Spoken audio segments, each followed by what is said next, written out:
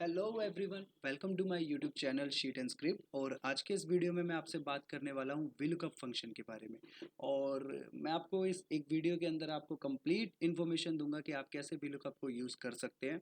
हम यहाँ कुछ पॉइंट्स पर बात करने वाले हैं। पहला पॉइंट है कि VLOOKUP कैसे वर्क करता है और बिग डेटा के साथ आप कैसे VLOOKUP को आप यूज़ कर सकते हैं। अगर आप एक्सेल या स्प्रेडशीट यूज़ करते हैं और या फिर आपको कभी VLOOKUP नहीं सुना या नहीं आता है आपको लगाना, तो ये एक वीडियो आपको कंप्लीट अंडरस्टैंडिंग देगा VLOOKUP फंक्शन की। सेकंड पॉइंट है कि हम VLOOKUP को जब यूज़ करते हैं तो उसमें कई बार आपने देखा होगा डेटा फ्रीजिंग किया जाता है। अगर आपको नहीं मालूम कि डेटा फ्रीजिंग या रोज या रेफरेंस या फिर कॉलम फ्रीज क्या होता है VLOOKUP में, तो मैं आपको आज इस वीडियो में वो भी बताऊंगा। तीसरा पॉइंट है कि आप एक कस्टम एरर मैसेज कैसे थ्रो कर सकते हैं VLOOKUP के साथ। और फोर्थ पॉइंट की अगर हम बात करें तो हम देखेंगे कि VLOOKUP को यूज़ करते वक्त हमें डेटा टाइप्स कैसे चेक कर सकते हैं। और फिफ्थ पॉइंट है कि एग्जैक्ट और अप्रोक्स मैच VLOOKUP के अंदर क्या होता है। तो let's get started. First of all मैं अपने पहले टैब पर जाता हूं जहां मैंने एक डमी डेटा आपके लिए ऑलरेडी प्रिपेयर कर रखा है। आप देख सकते हो कि इस डेटा के अंदर मेरे पास कुछ एसक्यूज हैं, प्रोडक्ट के नेम हैं, देन उसकी क्वांटिटी और प्राइस पर आइटम है। और मैंने सिंपली यहाँ पर इन दोनों को मल्टीप्लाई करके इसका टोटल प्राइस निकाल लिया है। ओके, तो लेट सपोज कि अभी तो आपके पास ये बहुत बेसिक सा और स्मॉल डेटा है। और अगर मैं आपको कहूँ कि भैया मुझको इस SQ जो कि मैंने कॉपी पेस्ट कर लिया है इस रो के अंदर यहाँ पे, अगर मुझे इसका प्रोडक्ट नेम चाहिए और इसका टोटल प्राइस चाहिए, तो आप बहुत सिंपली ये डेटा को कॉपी पेस्ट करके यहाँ डाल दोगे। Okay fine. देन अगर मान लीजिए यहाँ पर हंड्रेड्स और थाउजेंड ऑफ रोज डेटा की हम बात करें, तो क्या आप मैनुअली ढूंढोगे? और खाली ना सिर्फ एक SQ, अगर मैं आपको कहूँ कि मुझे 100 ऑफ SQs का डेटा उन 1000 ऑफ रोज में से चाहिए, तब आप क्या करेंगे? तब आपको यूज करना होता है VLOOKUP फंक्शन। तो VLOOKUP फंक्शन का मतलब है वर्टिकल लुकअप। अब वर्टिकल लुकअप से क्या मतलब है? इसका मतलब है कि ये अबव से लेकर के डाउन, यानी ऊपर से लेकर के नीचे तक डेटा को सर्च करता है, ये फर्स्ट ऑफ ऑल। और ये लेफ्ट टू राइट डेटा को सर्च करता है इंडेक्स में। अब इसका मतलब मैं आपको थोड़ा एग्जाम्पल के थ्रू समझाता हूँ। सबसे पहले हमारे पास SQ गिवन है यहाँ पर, और मैं चाहता हूँ कि इसका मुझे प्रोडक्ट नेम चाहिए, तो मैं यहाँ लिखूंगा equals to and then VL। आप सिंपली पूरा VLOOKUP लिख सकते हैं। मैं यहाँ टैब प्रेस करूंगा और ये 4 आर्ग्यूमेंट लेता है। तो नंबर 1 आर्ग्यूमेंट है सर्च की। तो सर्च की बेसिकली आपका वैल्यू है जो आप डेटा में फाइंड कर रहे हैं। इस टाइम मैं अपने डेटा के अंदर इस SQ का डेटा फाइंड करने की कोशिश कर रहा हूँ, या आप यूँ कह लो कि इस SQ को ढूंढने की कोशिश कर रहा हूँ कि क्या वो इस डेटा में एग्जिस्ट करता है। तो सबसे पहले मैं इसका रेफरेंस दूंगा, क्योंकि ये B14 के अंदर है, तो मैं यहाँ सिंपली B14 या इसको सेलेक्ट कर लूंगा सेल को, और ये फर्स्ट आर्ग्यूमेंट कंप्लीट। उसके बाद मैं यहाँ लिखूंगा कॉमा, और मुझको यहाँ देना होता है सेकंड आर्ग्यूमेंट रेंज का। अब रेंज से क्या मतलब है? हमारे पास जो डेटा है और जिस डेटा में हम इस वैल्यू को ढूंढ रहे हैं, असल में वही डेटा हमारी रेंज या डेटा टेबल होती है। तो अगर मैं बात करूं कि मुझे ढूंढना है इस वैल्यू को, इस SQ को इस डेटा के अंदर, तो आप देखो मैं SQ को सर्च कर रहा हूँ, तो मेरी जो डेटा टेबल का जो फर्स्ट या डेटा रेंज की जो फर्स्ट कॉलम होगा वो SQ का होगा, बिकॉज मैं SQ ढूंढ रहा हूँ। अगर इसकी जगह मुझे प्रोडक्ट नेम गिवन होता, देन मैं सिलेक्शन करता यहाँ से, राइट। लेकिन यहाँ मुझे SQ गिवन है, देन मैं सिलेक्शन करूँगा B कॉलम से। अब मुझको चाहिए प्रोडक्ट नेम और टोटल प्राइस। तो आप देख सकते हो प्रोडक्ट नेम कॉलम C में है और टोटल प्राइस कॉलम F में। तो आपको B कॉलम सेलेक्ट करना है, क्योंकि आप जो वैल्यू ढूंढ रहे हो वो B कॉलम में है, और आपको जाना है F तक, कॉलम F तक। यानी आप इस पूरे डेटा टेबल को सेलेक्ट करने वाले हैं, राइट। ओके, अब इसके बाद हम इस पर परफॉर्म करेंगे F4। आपको सिंपली F4 प्रेस करना है, और आप देखोगे कि रेंज से पहले यहाँ पर डबल डॉलर्स के साइन आ गए हैं। अब ये क्या है? बेसिकली यही है आप रेंज को फ्रीज करना। अब ये रेंज फ्रीज क्यों की जाती है उसका मैं आपको अभी थोड़ी देर में बताता हूँ, बट लेट्स सपोज अब हम क्विकली चलते हैं अपने थर्ड आर्ग्यूमेंट की ओर। थर्ड आर्ग्यूमेंट इसमें होता है इंडेक्स। तो अगर मैं बात करूँ प्रोडक्ट नेम की, तो आप देखोगे कि जो डेटा हमने सेलेक्ट करा है, प्रोडक्ट नेम उसके सेकंड कॉलम में एग्जिस्ट करते हैं, राइट। हमने फर्स्ट, और आप ये देखो सेकंड एंड थर्ड। तो इंडेक्स आपका बेसिकली कॉलम नंबर आप इसको बोल सकते हैं यहाँ पर है। कि आपका डेटा जो आप एसक्यू में सर्च कर रहे हो प्रोडक्ट नेम को इस एसक्यू के लिए, वो इस टेबल में कहाँ एग्जिस्ट करता है। तो हम जो प्रोडक्ट नंबर ढूंढ रहे हैं वो इस डेटा में जो हमने सेलेक्ट करा है सेकंड कॉलम में एग्जिस्ट करता है। तो मैं यहाँ पर लिखूंगा सिंपली 2, देन उसके बाद मैं कॉमा लिखूंगा और उसके बाद मुझे लिखना होता है 0 जो कि होता है एग्जैक्ट मैच के लिए। अभी मैं आपको आगे जाकर के एग्जैक्ट और अप्रोक्स मैच का भी बताऊंगा कि वो क्या वर्क करते हैं। अभी सिंपली हमें ये 4 आर्ग्यूमेंट देने के बाद इसको एंटर हिट करना है और आप देखोगे कि आपको ये बैग्स रिटर्न करेगा, क्योंकि हमारे पास इस एसक्यू के लिए यहाँ पर जो वैल्यू है फॉर्मेट प्रोडक्ट नेम की वो बैग है। अब इस सेम डेटा को मैं चाहे तो यहाँ पर लिख सकता हूँ VLOOKUP अगेन, देन मैं अगेन इसको सिलेक्ट करूंगा एसक्यू को और मुझे एसक्यू ढूंढना है। तो पहले तो मैं एसक्यू के पूरे टेबल को सिलेक्ट करूंगा, देन उसके बाद मुझे चाहिए टोटल प्राइस, तो मैं टोटल प्राइस तक जाऊंगा और उसके बाद मैं इस डेटा को कर दूंगा फ्रीज।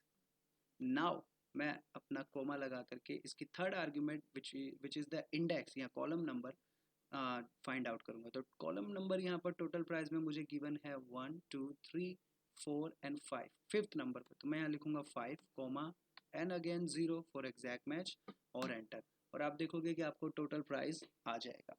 अब हम बात कर लेते हैं कि डेटा फ्रीजिंग की। लेट सपोज कि मैं इसके नीचे एक और रो क्रिएट करता हूँ, इसको मैं करता हूँ कंट्रोल डाउन।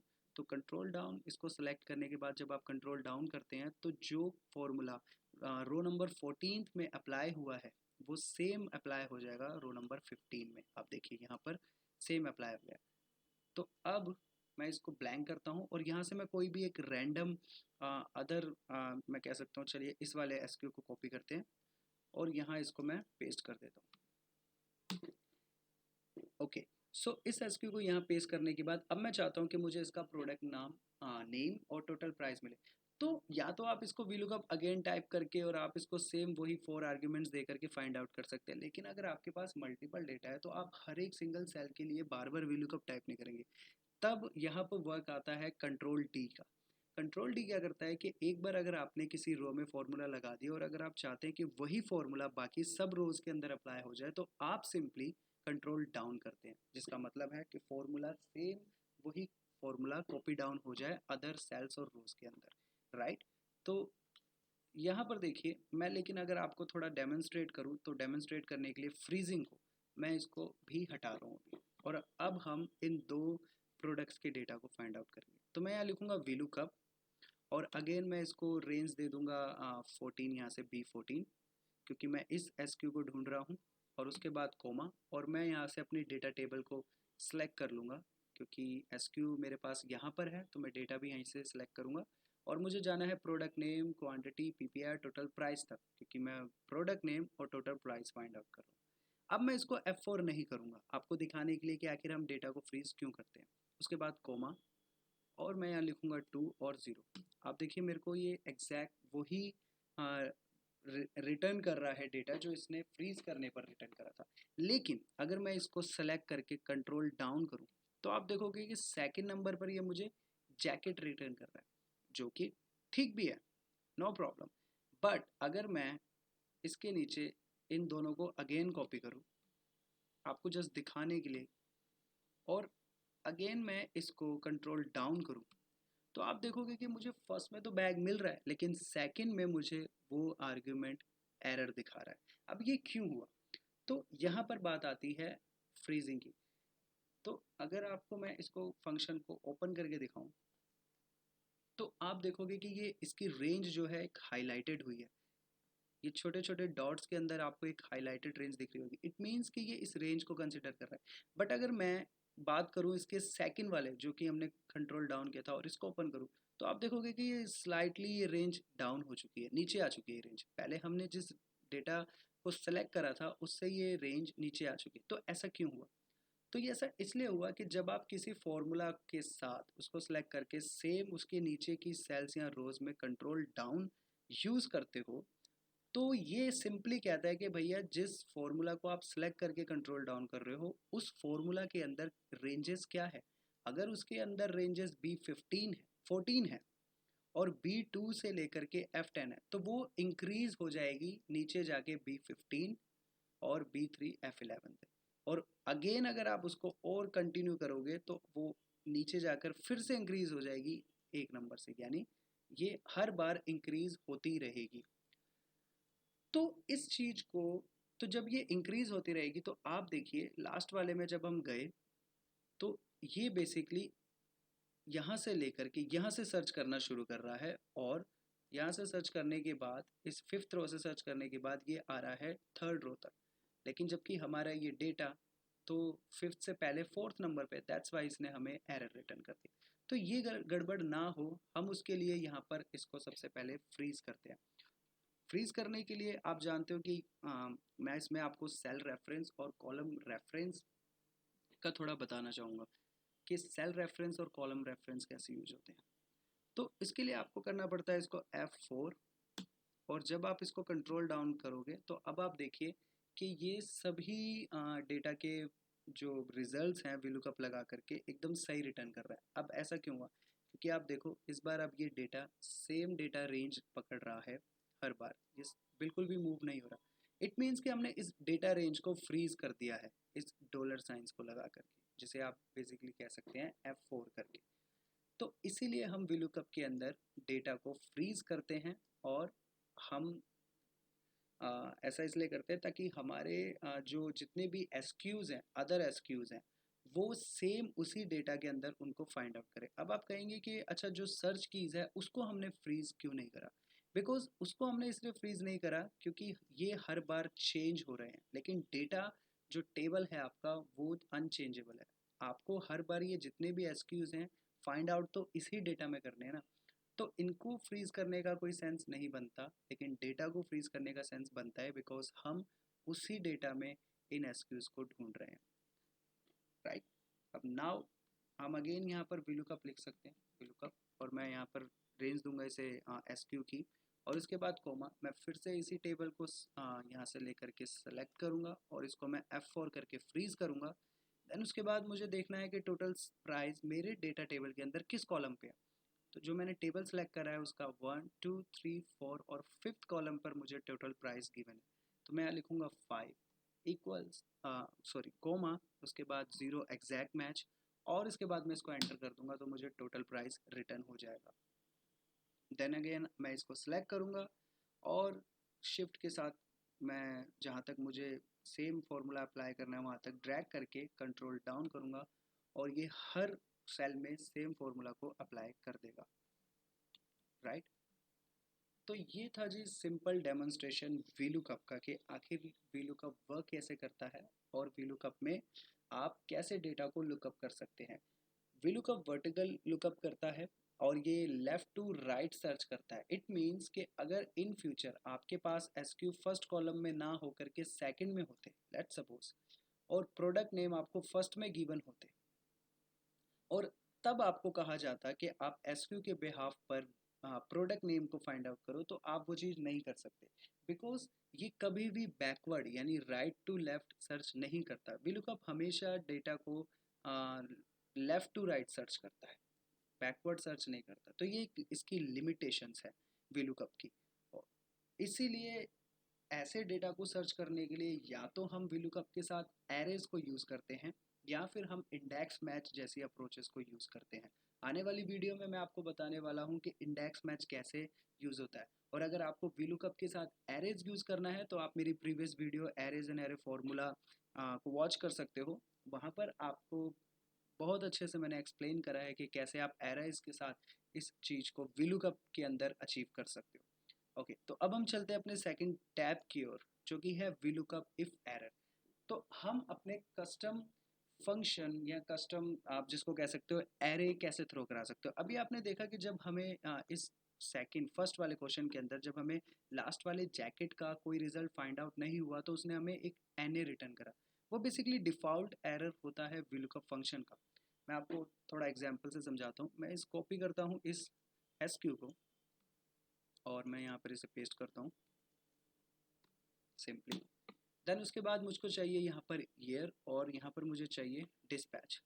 लेकिन मैं जानता हूँ कि सबसे पहले लेट सपोज कि मैं यहाँ पर लिखता हूँ VLOOKUP, और मैं अगेन इसको सर्च की दूंगा जो कि मेरा SQ है। मैं इसके बाद लिखूंगा कोमा, अब मैं जानता हूँ कि SQ बी कॉलम में है, तो मैं बी कॉलम से डेटा को सिलेक्ट करूँगा और मुझको चाहिए ईयर, यानी मैं बी कॉलम से SQ वाले कॉलम से लेकर इसको ईयर तक ड्रैग करूँगा। तो फाइनली मेरे पास मेरा डेटा टेबल मुझे मिल जाएगा। लेकिन आगे मुझे डिस्पैच भी फाइंड आउट करना है, तो मैं इसको डिस्पैच को भी इसके साथ ही सिलेक्ट कर लूँगा। ओके जी, तो मेरा ये डेटा टेबल मेरे पास आ चुका है। मैं इसको अगेन फ्रीज करूँगा, कोमा लगाऊंगा। अब हमें इस फाइंड आउट करना है ईयर का इंडेक्स इस डेटा के अंदर। तो हमने जहाँ से डेटा टेबल को सिलेक्ट करा, वहाँ से हम काउंटिंग स्टार्ट करेंगे। First column, second, third, fourth, fifth और सिक्स्थ। तो ये ईयर आपको गिवन है सिक्स इंडेक्स नंबर। आप यहाँ लिखेंगे सिक्स, उसके बाद कोमा और ज़ीरो एग्जैक्ट मैच के लिए, ब्रैकेट बंद, और आप इसको एंटर हिट कर दोगे और आपको ईयर मिल जाएगा। ठीक है, अब हम जानते हैं कि ये SQ इसके अंदर हमें गिवन था, तो इसने हमें ईयर रिटर्न कर दिया। बट अगर हम कोई रैंडम नंबर यहाँ लिखते जैसे कि 555, जो कि हम जानते हैं कि इस डेटा के अंदर गिवन नहीं है, तो ये हमें एक एरर थ्रो करता है। अब ये n/a जो है वो बेसिकली एक डिफ़ॉल्ट एरर है VLOOKUP फंक्शन की तरफ से, सिस्टमैटिक डिफ़ॉल्ट। आप इसकी जगह अपना एक कस्टम एरर कैसे इसमें रख सकते हैं, उसको डालने के लिए आपको यूज़ करना होता है इफ़ एरर। तो मैं चाहता हूँ कि जब भी मुझे कोई वैल्यू फाइंड आउट नहीं हुई, तो मैं एक कस्टम मैसेज एरर का जो होता है वो थ्रो करना चाहता हूँ। मैं चाहता हूँ कि सिंपली वहाँ लिखा आ जाए डेटा नॉट फाउंड। तो उसके लिए मैं क्या करूँगा कि जहाँ मैंने VLOOKUP लिखा था इक्वल्स टू के बाद, जस्ट इक्वल टू के बाद जहाँ से VLOOKUP स्टार्ट हो रहा है, उससे पहले मैं इसमें लिखूँ क्या कहते हैं, लिखते हैं इफ़ एरर और ब्रैकेट ओपन। तो आप देखोगे इफ़ एरर का फंक्शन यहाँ पर आपको मिल जाएगा। इफ़ एरर ब्रैकेट ओपन, उसके अंदर मैं VLOOKUP को रैप करूँगा। अब इफ़ एरर के जहाँ VLOOKUP का फंक्शन जहाँ एंड हो रहा है, वहाँ मैं लगाऊंगा कोमा, और उसके अंदर आपको लिखने होंगे डबल कोट्स, और उस कोट्स के अंदर आप लिखोगे अपना एरर मैसेज। तो मैं यहाँ सिंपली लिखूंगा नो डेटा फाउंड और ब्रैकेट क्लोज। तब आप देखोगे कि आपको ये रिटर्न कर रहा है नो डेटा फाउंड। तो अब इन फ्यूचर अगर आप कोई एक ऐसा SQ फाइंड आउट कर रहे हैं जो डेटा के अंदर है, तब ये आपको रिटर्न कर देगा उसकी ईयर, राइट। लेकिन अगर कोई रैंडम नंबर जो कि उसके अंदर गिवन नहीं है, तो ये आपको रिटर्न करेगा नो डेटा फाउंड। तो ये था इफ एरर फॉर VLOOKUP के साथ, कि कैसे आप एक कस्टम एरर मैसेज थ्रो कर सकते हैं VLOOKUP के अंदर। अगर मान लीजिए आप कोई भी कस्टम एरर थ्रो नहीं करना चाहते, आप सिंपली उसे ब्लैंक करना चाहते हैं, तो आप यहाँ पर डबल कोट्स हटा दीजिए, कोमा हटा दीजिए और इसे एंटर हिट कर दीजिए और ये ब्लैंक ले लेगा। या फिर आप कोमा के बाद सिंपली डबल कोट डाल दीजिए, जिसका मतलब भी ब्लैंक ही होता है, तो ये आपको ब्लैंक रिटर्न कर देगा, राइट।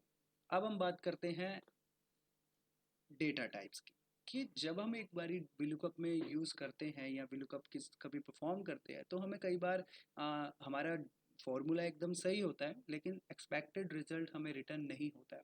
तो वहाँ पर हमें चेक करना पड़ता है कि असल में डेटा टाइप्स, उस फॉर्मेट का जो हम की उसको ढूंढ रहे हैं, जिस डेटा को, उसका क्या डेटा टाइप डिफरेंट है। अगर आप कोई वैल्यू जो VLOOKUP के अंदर सर्च कर रहे हो और उसका डेटा टाइप उस डेटा से जिसके अंदर वो वैल्यू है डिफरेंट है, तो वो आपको एरर रिटर्न करेगा।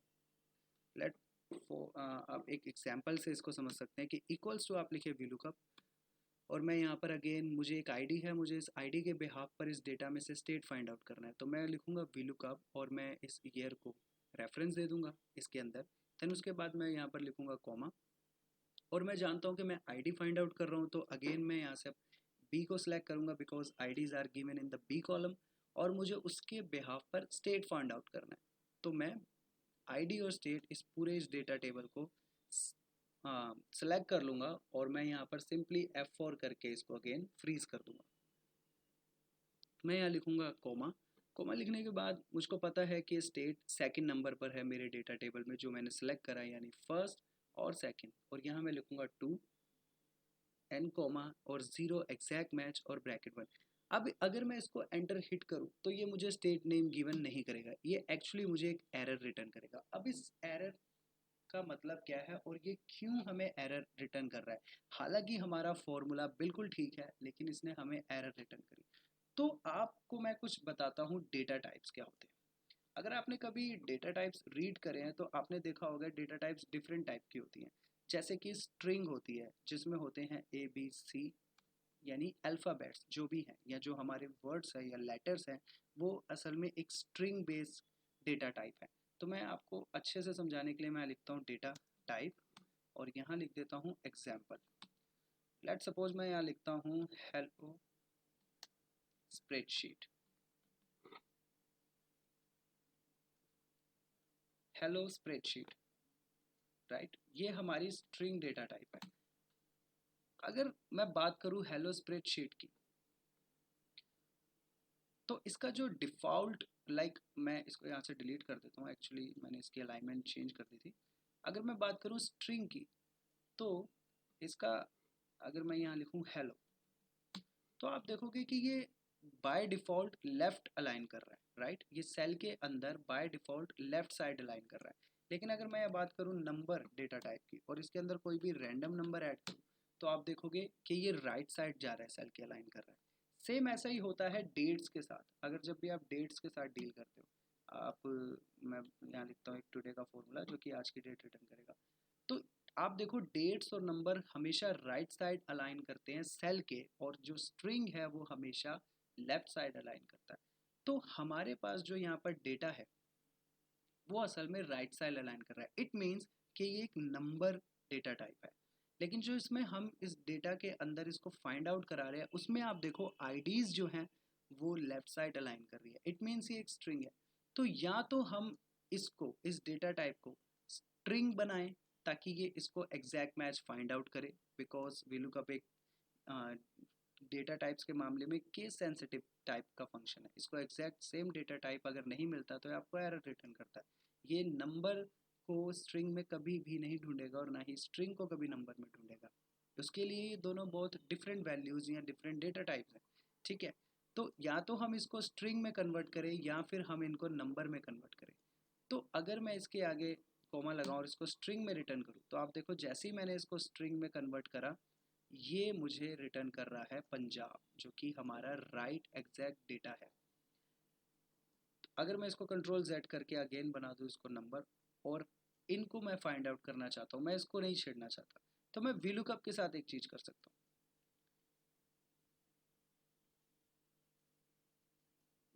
आई थिंक मैं ट्राई करता हूँ, क्या हम इन सब को वैल्यूज में कन्वर्ट कर सकते हैं? नहीं, तो आप देखोगे रिटर्न करेगा। तो आपको बेसिकली यहाँ पर इसको स्ट्रिंग में कन्वर्ट करना पड़ेगा, जो कि बेस्ट अप्रोच है। अदरवाइज आपको इन सब को नंबर्स या वैल्यू में कन्वर्ट करना पड़ेगा, और वो करने के लिए आपको लिखना पड़ेगा इक्वल्स टू वैल्यू, और आप सिंपली यहाँ लिखेंगे तो आप देखिए आपको जो डेटा रिटर्न हुआ है वो राइट साइड अलाइन हो गया है। नाउ आप इसको ड्रैग करिए नीचे तक। अब जितनी भी वैल्यूज़ है वो जितनी भी जो आईडीज़ है वो वैल्यूज़ में कन्वर्ट हो चुकी है। अब जब आप VLOOKUP लगाएंगे तब आप इसको A से लेकर के थर्ड तक सेलेक्ट कर सकते हैं अपनी रेंज के अंदर, और आप इंडेक्स अब 3 देंगे इसकी जगह 1 2 3, और ये आपको सेम रिजल्ट रिटर्न कर देगा। ओके जी, बात करते हैं हमारे लास्ट पॉइंट एग्जैक्ट और अप्रोक्स मैच की, कि आखिर VLOOKUP के अंदर एग्जैक्ट एंड अप्रोक्स मैच कैसे वर्क करता है। तो जल्दी से अगर डेमोन्स्ट्रेट की बात करें, तो मेरे पास एक डमी डेटा है जहाँ पर मैंने डिस्क्रिप्शन दी है और सेल्स अमाउंट दी है। तो जब भी सेल्स अमाउंट लेस देन 2500 होगी तो 0% कमीशन हम कंसिडर करेंगे। अगर बिटवीन 2500 टू 4000 होगी तो हम 1% कमीशन कंसिडर करेंगे, और सेल अमाउंट 2500 रुपीज़ कंसिडर करेंगे। तो मैं चाहता हूं कि मेरे पास एक सेल का क्राइटेरिया गिवन है, क्योंकि VLOOKUP आप इसके अंदर नहीं लगा सकते, आपको बेसिकली इसी के अंदर लगाना है। तो मैं चाहता हूं कि जब भी मेरी सेल इन क्राइटेरिया से कम हो तो उसके बेहाफ पर मुझे कमीशन रिटर्न हो जाए यहाँ पर। तो उसको आप कैसे अचीव कर सकते हैं? तो मैं यहाँ से फटैक से VLOOKUP लिखता हूँ, और VLOOKUP लिखने के बाद मुझे सर्च करना है दिस वन को। तो मैं यहाँ पर रेंज दूंगा B10 कॉमा, और अगेन मेरे को सेल्स अमाउंट गिवन है, तो मैंने जैसा कि कहा कि मैं इस C कॉलम को सेलेक्ट करूँगा और मुझे फाइंड आउट करना है कमीशन। तो मैं इसको पूरा F कॉलम तक लेकर के जाऊँगा और पूरी इस डेटा टेबल को सिलेक्ट कर लूँगा। देन मैं इसको अगेन करूँगा फ्रीज, और उसके बाद मैं यहाँ यूज़ करूँगा कोमा का। कोमा का यूज़ करने के बाद मैं देखूंगा कि मेरी कमीशन कौन से इंडेक्स नंबर पे, तो 1 2 3 4, तो मेरे सेलेक्टेड डेटा में से ये 4th नंबर पर कमीशन है, तो मैं यहाँ 4 लिखूंगा, उसके बाद लिखेंगे कोमा। और अब देखिए, अगर मैं यहाँ लिखता हूँ 0 विच इज़ एग्जैक्ट मैच और इसको एंटर हिट करता हूँ, तो ये आपको एक एरर रिटर्न करेगा। मैं यहाँ लिख देता हूँ एग्जैक्ट मैच, क्योंकि आप देखो एग्जैक्ट मैच में ये केस सेंसिटिव फाइंड करता है। तो जब भी मैंने इसको एग्जैक्ट मैच का रेफरेंस दिया, तो इट मीन्स ये ढूंढेगा कि क्या 2200 इस रेंज के अंदर गिवन है। अगर 2200 इस रेंज के अंदर गिवन नहीं है, तो ये आपको एग्जैक्ट मैच में एरर रिटर्न करेगा। लेकिन अगर मैं इसको दूं अप्रोक्स मैच यानी कि मुझे अगर कोई भी वैल्यू 22 के नियर बाय फाइंड आउट होती है, तो ये मुझे रिटर्न कर दे, तो आप देखोगे इसने आपको 0% रिटर्न करा। इट मीन्स 2200 2500 से कम है, तो ये आपको 0 रिटर्न कर रहा है। लेट सपोज हम इसकी सेल इंक्रीज कर देते हैं, हम कर देते हैं यहाँ 3400। अब 3400 रुपीज़ भी यहाँ गिवन नहीं है, लेकिन जब हम इसको एंटर हिट करते हैं तो ये आपको रिटर्न करता है 1%। तो आप देखो 25 से ये बड़ा है और 4000 से ये छोटा है, तो 34 यहाँ पर सबसे अप्रोक्सीमेटली 4000 के करीब है, राइट। तो इसलिए इसने 25 से ये बड़ा है और 4000 से ये छोटा है, तो इट मीन्स ये 25 को कंसिडर करेगा इसके नियर बाय और इसको 1% रिटर्न कर देगा। जो इसको फर्स्ट वैल्यू इसके नियर बाय मिलेगी वो मिलेगी 2500 और ये इसका 1% रिटर्न कर देगा। तो जब आप 1 लिखते हैं तो वो आपको अप्रोक्स मैच रिटर्न करता है। सो फ्रेंड्स, आई होप कि आपको इस वीडियो के द्वारा VLOOKUP अच्छे से समझ आया। आप खुद से भी VLOOKUP लगा सकते हैं, प्रैक्टिस कर सकते हैं। और अगर आपकी कोई क्वेश्चंस क्वायरीज हैं या फिर अगर आपको कोई अपनी प्रैक्टिस के दौरान कोई इश्यूज आ रहे हैं, तो आप मुझे कमेंट करके पूछ सकते हैं इस वीडियो के अंदर। आने वाले दिनों में मैं और भी ज़्यादा लुकअप वीडियोस, इस पूरी सीरीज़ को हम लुकअप फंक्शंस के ऊपर ही बनाने वाले हैं। हम आने वाली वीडियो में मैं बताऊंगा आपको कि आप कैसे इंडेक्स मैच यूज़ कर सकते हैं और आप क्वायरी के साथ भी लुकअप को कैसे यूज़ करेंगे। तो stay tune and thank you for watching this video. अगर आपको वीडियो अच्छा लगा तो लाइक, शेयर और कमेंट करें और please subscribe the channel, because हम आने वाले डेज में डायनेमिक डैशबोर्ड्स, ऐप स्क्रिप्ट और वेब एप्लीकेशंस आप स्प्रेडशीट के अंदर कैसे क्रिएट कर सकते हैं, इन सब चीज़ों को बनाने वाले हैं। तो थैंक यू फॉर वॉचिंग।